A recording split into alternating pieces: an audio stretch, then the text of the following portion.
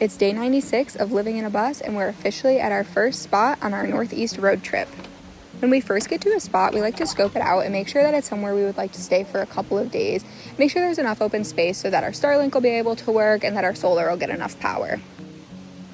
Once we decide that we like the spot, we can start getting the outside area all set up. This typically looks like getting anything that's meant to be outside of the bus, outside. This might be our camp chairs, wood that we brought, but most importantly, Kit's tent and Kit. Basically, once we get to camp, he's scratching at the door, ready to get outside. Now that outside is all set up, or mostly set up, I'll usually move inside to start getting that area taken care of. We got to get some airflow moving through this bus. I'll open up the emergency exit and our emergency exit windows. We have screens on both, so we can open those without worrying about bugs getting in. Once we've got some air moving through, I'll start unpacking our sink, which is pretty much where we put everything that goes out on the counters while we're driving, just so it doesn't move or fall or shake around. The spot is super special because it's our first stop on this Northeast loop.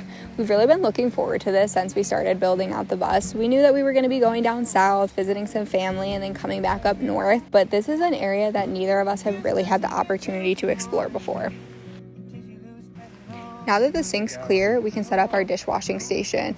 When we first started, we realized we were going through a ton of water washing dishes. My mom suggested using the bin method that we used to use when we'd go camping when I was younger.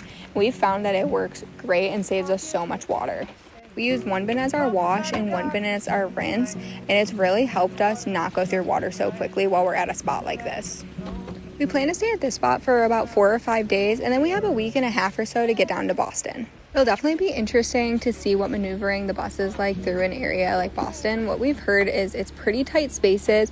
We've encountered that a little bit in Tampa and Charleston, but we'll probably try to stay on the outskirts for the most part, even though we do have a wedding right downtown, but we'll figure out how we're going to get there once it gets a little bit closer.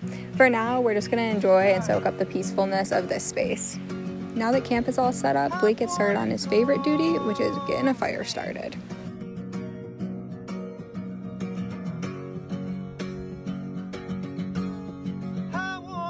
So this is a little overview of what camp looks like for the next 4 or 5 days. Pretty much get the outside all set up, get the inside all set up, figure out where we want to sit, and enjoy.